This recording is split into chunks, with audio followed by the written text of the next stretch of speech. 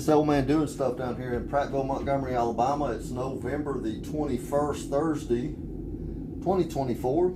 Today I'm doing a series of snake videos, updating on each snake, as well as showing the snake a little bit, and kind of generally what I do on weekly maintenance of the tank to keep the snakes healthy.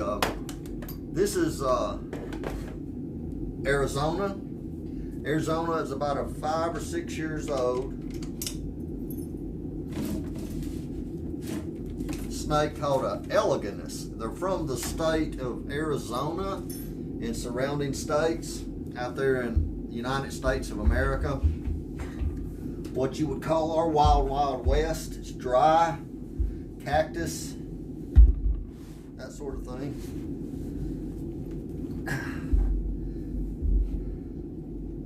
Arizona is relatively tame. I wouldn't say it's for every snake keeper.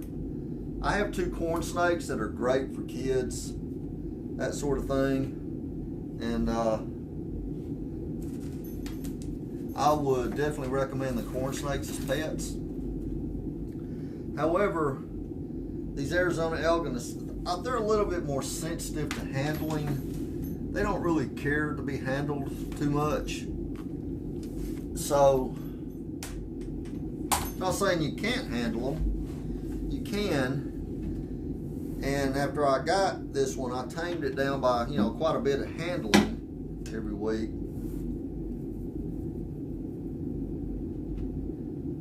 It's a calm snake. It does hibernate quite a bit in the winter. Usually around December to January here in Alabama, it will literally hibernate from that time up to about 5 or 6 months. It will not eat. It stays away from the heating pad and just goes into a type of really quietness where it doesn't really come out too much. I just pick up skin with my pooper scooper poop. You can scoop through it as you see. You shake it like this real gently. If there's any urine, it'll clump. You learn to gauge that. Just pieces of debris, of sheds and what have you. It keeps the odor down. This is crushed walnut. I highly recommend crushed walnut.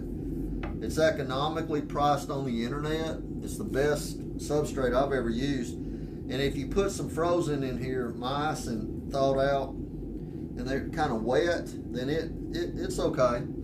It won't hurt the snake. It'll poop it out. So I fill water up about halfway in case they want to go for a swim. It doesn't slop it out too much. And this is the basically the hot side as well. And I check temperatures with a RC car. I don't know if you can see that.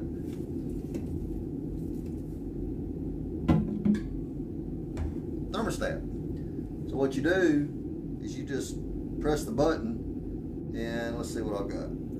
73, 74, 68.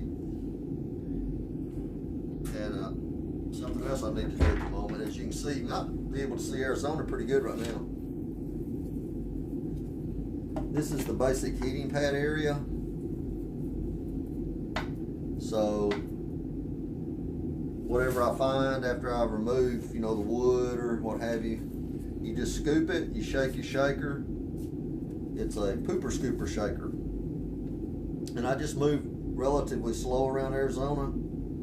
And sometimes, you see that fake strike? She just struck at my hand. That's normal for this snake. It's not gonna bite you. It's just a defense mechanism to make you go away. They kind of resemble a rattlesnake, and they will rattle their tail on leaves and that sort of thing. It's kind of like a threat posture, like, hey, I'm a rattlesnake, you need to leave me alone, I'm gonna bite you. And see, she just struck at me again. She a little bit moody because I'm moving everything.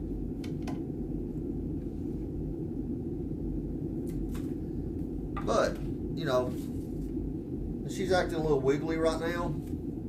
And you just have to pick them up with confidence. And as you see, she's kind of wiggly today. I haven't handled her in a while.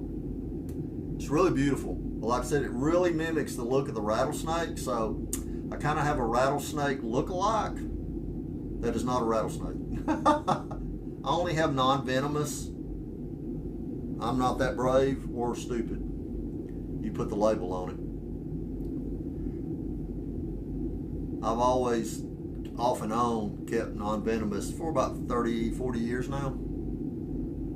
They're beautiful. They don't require a lot of attention, but they do require a specific care to keep them good and fat and healthy. As you can see, this one is very, very healthy. So normally what I do is I'll put, she likes this log to get under, and I prop it up a little bit.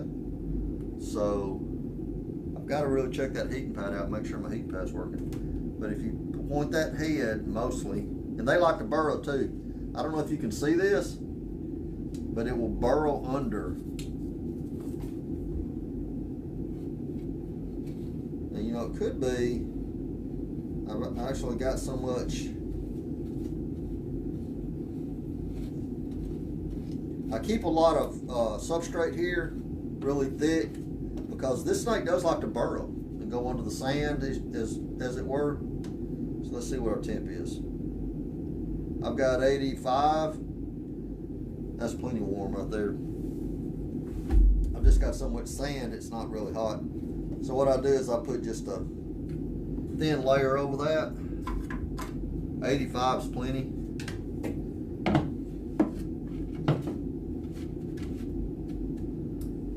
You just keep it like this. And when I feed my mice, I'll do 2 frozen thawed mice, and I set them in this. And just leave them alone, and I cover the tank with a towel. Arizona likes to kind of eat in privacy, at least that's what I think. So after I do what y'all just saw, I'll make sure, the most important part is make sure your tank is secure. Make sure everything locks in properly. I don't think I have the same type of tank. They're all different. That's good and closed. And what I also like to do with Arizona is keep a light, because it is kind of dark in the bottom. And this is a green light. See that? So just basically keep a light on like that. It's real pretty. And you can see your fake rattlesnake. So I wanted to share on Arizona. I've got 2 more to do today.